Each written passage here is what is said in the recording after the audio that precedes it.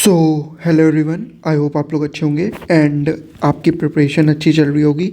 इस वीडियो में मैं एसएससी सीजीएल मेंस 18 जनवरी के कंप्लीट कंप्यूटर सॉल्यूशन कराने वाला हूँ एंड आपको बहुत ही ज़्यादा हेल्पफुल होगी ये वीडियो आने वाले अपकमिंग एग्ज़ाम्स के लिए। एंड बहुत सारे लोगों का मैसेज आया कि मेरी कंप्यूटर वीडियो से उनको बहुत ज़्यादा हेल्प मिली एंड वो कंप्यूटर क्लियर कर पाए। इवन बहुत सारे लोग हैं जिन्होंने 45+ स्कोर किया कंप्यूटर में। तो आई एम वेरी ग्रेटफुल कि वो इतना स्कोर कर पाए एंड मैं कंट्रीब्यूट कर पाया। तो फिलहाल वीडियो को शुरू करते हैं। वीडियो को शुरू करने से पहले मैं आपको ये बता दूं कि अगर आपके पास टेक्स्ट बुक का कोई भी पास नहीं है तो लेते वक्त HKL कूपन कोड यूज़ कर लेना, तो उससे आपको डिस्काउंट मिल जाएगा। फिलहाल वीडियो को शुरू करते हैं। क्वेश्चन नंबर 1 पे आते हैं। What is the primary advantage of being able to insert and delete slides in MS PowerPoint presentation. कह रहा है बेसिकली एडवांटेज पूछ रहा है कि अगर हम इंसर्ट और डिलीट जो हम यूज़ करते हैं तो उसका क्या एडवांटेज है। देखो, to apply different templates to individual slides, नहीं, बिल्कुल नहीं। To enable the addition of multiple multimedia content, नहीं। To allow dynamic content adjustment and organisation, yes. इसका मतलब है जैसे MS पावरपॉइंट में स्लाइड्स को इंसर्ट और डिलीट करने का जो मेन एडवांटेज ये होता है कि आप अपनी प्रेजेंटेशन का कंटेंट और फ्लो इजीली ऑर्गेनाइज कर सकते हो। एक फ्लो में मतलब एक लेवल में आप ऑर्गेनाइज कर सकते हो। और अगर कोई नई इन्फॉर्मेशन मान लो बीच में ऐड करनी है या बीच से कोई नई इन्फॉर्मेशन को डिलीट करना है तो इसके लिए ये फीचर काफ़ी ज़्यादा हेल्पफुल होता है। आई होप आपको समझ आ गया होगा। क्वेश्चन नंबर 2 पे बढ़ते हैं। Which of the following technologies allows real-time communication over the internet such as voice and video call without requiring additional software or hardware beyond the web browser? Basically आपसे बोल रहा है कौन सा ऐसी टेक्नोलॉजी है जो रियल टाइम कम्युनिकेशन जिसमें हो सके इंटरनेट की तरह ओवर, आप किसी को वॉइस कॉल कर सकें, वीडियो कॉल कर सकें बिना किसी अलग से कोई सॉफ्टवेयर या हार्डवेयर की ज़रूरत किए बिना। तो ऑप्शन है FTP। FTP आपको पता है फाइल ट्रांसफ़र प्रोटोकॉल होता है एक तरह से, ठीक है। तो ये तो होगा नहीं क्योंकि ये फाइल्स को ट्रांसफ़र करने के लिए बेसिकली एक तरह से प्रोटोकॉल यूज़ होता है। ईमेल आपको पता है, ईमेल में आप क्या करते हो, अपने मैसेज ईमेल्स भेजते हो, इसमें आप बेसिकली SMTP यूज़ करते हो, तो ये तो होगा नहीं। VoIP हो नहीं सकता। VoIP एक तरह का वॉइस कम्युनिकेशन करता है जिसमें एक्स्ट्रा सॉफ्टवेयर हार्डवेयर दोनों चाहिए। इसका आंसर होगा WebRTC। WebRTC का जो फुल फॉर्म होता है वो होता है वेब रियल टाइम कम्युनिकेशन। ये क्या करता है, ये एक टेक्नोलॉजी है जो आपको रियल टाइम कम्युनिकेशन जैसे कि वॉइस, वीडियो कॉल्स, ये डायरेक्टली वेब ब्राउज़र के थ्रू करने की फैसिलिटी देती है और बिना किसी एक्सटर्नल सॉफ्टवेयर या हार्डवेयर की ज़रूरत के बिना। और ये मॉडर्न वेब एप्लीकेशन में वीडियो और ऑडियो दोनों कॉल्स और डेटा शेयरिंग के लिए भी काफ़ी ज़्यादा यूज़फुल है दिस टेक्नोलॉजी, ठीक है। इतना क्लियर है। अभी आगे बढ़ते हैं। Question number 3। Which type of virus infects the boot sector of floppy disk and or master boot record of hard disk? देखो, ये क्वेश्चन मैंने अपने मैराथन वीडियो में कराया था एंड मैंने आपको बताया था इस तरह के क्वेश्चन को करने का बहुत ही सिंपल तरीका है। एंड अगर आपको ये क्वेश्चन आपने नहीं भी पढ़ा ना तब भी आप कर सकते हो। देखो कैसे, ऑप्शन पढ़ो, macro virus, resident virus, direct action virus, boot sector virus. क्या बोल रहा है, कौन सा ऐसा वायरस है जो boot sector of floppy disk या फिर मास्टर बूट रिकॉर्ड को हार्म करता है। देखो, आपको ऐसा नहीं लग रहा यार बूट सेक्टर की बात हो रही, बूट की बात हो रही, तो बूट सेक्टर वायरस होगा। एंड बिल्कुल इसका आंसर बूट सेक्टर वायरस ही होगा। यही है जो आपका मास्टर बूट रिकॉर्ड और बूट सेक्टर वायरस को हार्म करता है। तो अगर आप ऑप्शन एलिमिनेशन से भी करते या फिर अगर आप गेस वर्क भी करते इस क्वेश्चन पे तो भी आप सही आंसर तक पहुंच जाते। बाकी इसका आंसर नहीं होगा, ठीक है। इसका आंसर है, सही answer, boot sector virus. Question number 4। What is the main purpose of using a template when creating a presentation in MS PowerPoint? तो पर्पस पूछ रहा है टेम्पलेट का क्या पर्पस होता है। To ensure consistency and professionalism, to automatically insert multimedia content, to create interactive quizzes within slides, या फिर to add complex animation easily. Option है इसका A, to ensure consistency and professionalism. जो MS PowerPoint होता है ना उसमें template का यूज़ इसलिए किया जाता है ताकि जो प्रेजेंटेशन है एक consistent and professional look they. Templates में प्री डिफाइंड फॉन्ट कलर जो होते हैं, फॉन्ट कलर्स होते हैं ना, थीम्स, लेआउट जो होते हैं, ये सब टाइम बचाते हैं एंड इंश्योर करते हैं कि सारी स्लाइड्स ना एक जैसी दिखे। जैसे देखो ये जो पावर पॉइंट प्रेजेंटेशन आप देख रहे हो इसमें सारी स्लाइड्स देखो आपको एक जैसी दिख रही हैं, तो यही काम करता है जो आपका बेसिकली टेम्पलेट हम बनाने का जो काम करते हैं बेसिकली वो इसका काम यही होता है। उसके अलावा टेम्पलेट ऑटोमेटिकली कोई मल्टीमीडिया इंसर्ट नहीं करता है, ना ही क्विजेस बनाते हैं और ना ही कॉम्प्लेक्स एनिमेशन को यूज़ करने के लिए यूज़ होता है। सो क्वेश्चन नंबर 5 है, which device is commonly use to connect computers with in a LAN. अब देखो इसका मैंने आपको बताया था जब मैं आपको OSI मॉडल पढ़ा रहा था, तो मैंने इसको आपको बताया था। इवन लैन पढ़ाते टाइम भी मैंने आपको बताया था कि कौन सा डिवाइस है जो कनेक्ट होता है। फिलहाल इसका आंसर जो होगा स्विच। तो बेसिकली मैंने बताया था कि स्विच क्या है, एक नेटवर्किंग डिवाइस है जो कंप्यूटर और डिवाइसेस को एक लैन से कनेक्ट करती है और उसके साथ साथ ये डेटा पैकेट्स को रिसीव करके डेटा पैकेट्स को क्या करती है, यहाँ पे रिसीव करती है और उसको फिर सही डिवाइस जो उसका करेक्ट डिवाइस है उस तक वो पहुँचाती है। ये काम स्विच का है, ठीक है। बाकी जो ऑप्शन है राउटर क्या करता है, अलग अलग नेटवर्क को कनेक्ट करने का काम करता है, ठीक है। जैसे लैन को किससे कनेक्ट करता है, इंटरनेट से। उसके अलावा आपका रिपीटर क्या होता है, रिपीटर सिग्नल को एम्पलीफाई करता है, नेटवर्क की रेंज बढ़ाने के लिए यूज़ होता है रिपीटर। मॉडेम क्या होता है, मॉडेम एक तरह का डिजिटल सिग्नल को एनालॉग में कन्वर्ट करने का काम करता है।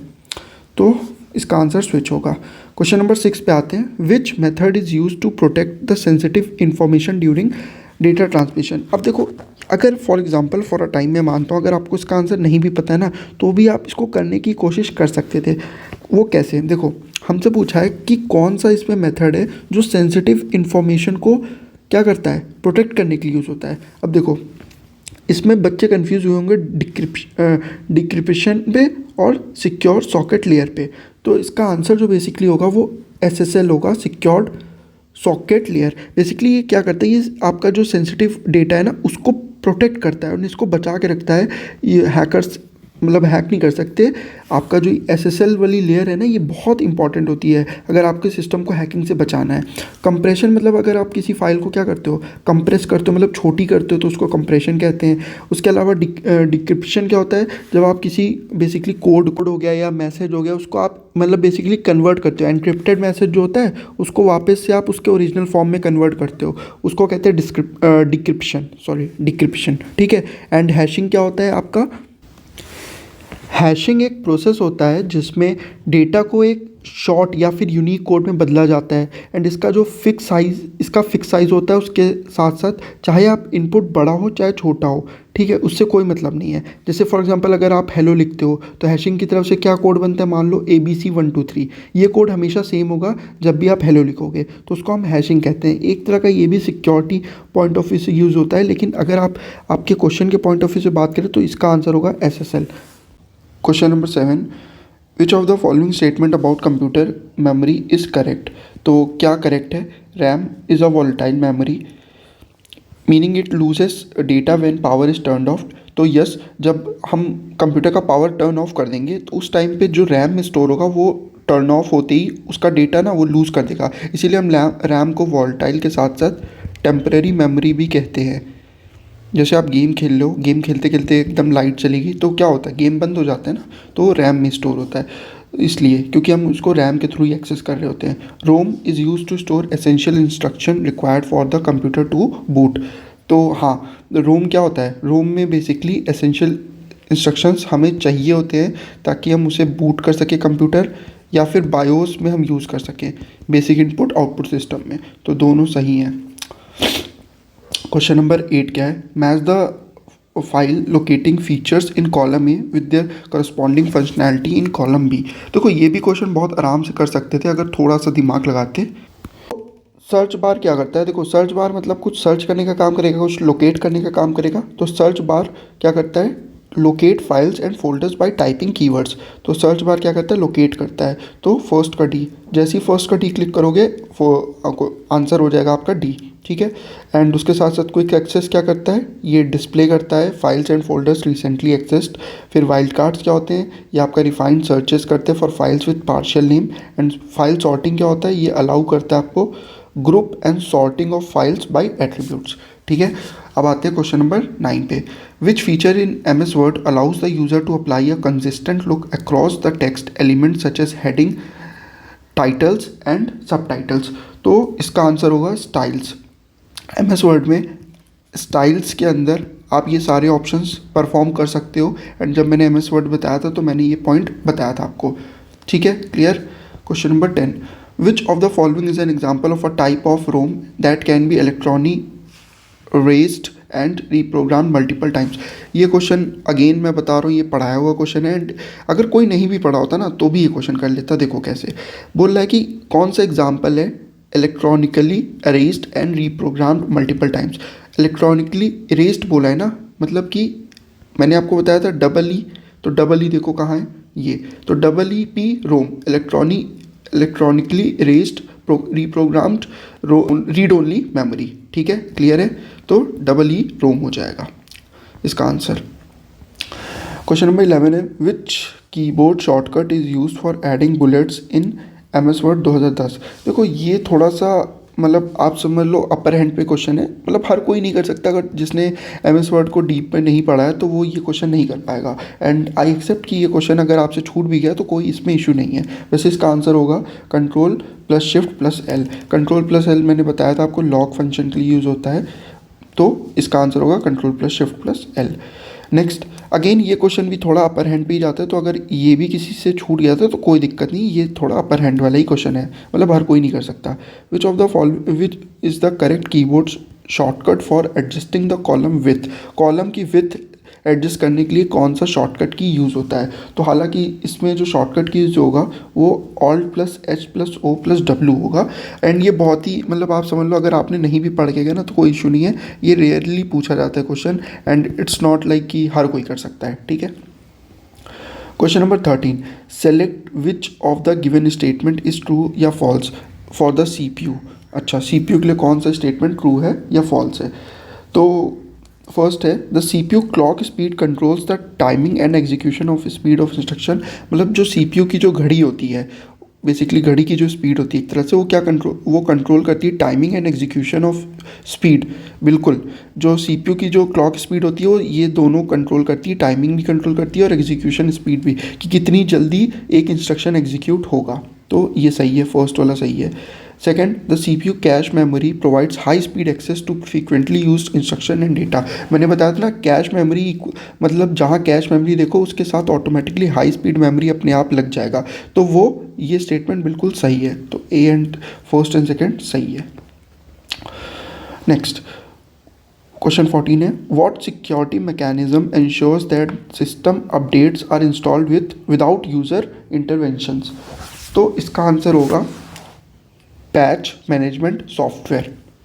तो पैच मैनेजमेंट सॉफ्टवेयर होता क्या है, ये बेसिकली एक ऐसा मैकेनिज्म है जो सिस्टम अपडेट्स जैसे सिक्योरिटी पैचेस या फिर बग्स को फिक्स करता है, को बिना यूज़र के इंटरवेंशन के इंस्टॉल कर देता है। ठीक है, एंड ये सिस्टम की सिक्योरिटी और एंड परफॉर्मेंस बनाए रखने के लिए ज़रूरी भी है, और वर्नरेबिलिटीज़ जल्दी फिक्स करता है, मतलब कोई एरर्स आती है ना तो उसको बहुत जल्दी फिक्स कर देता है, इसीलिए इसका नाम ही है पैच मैनेजमेंट सॉफ्टवेयर।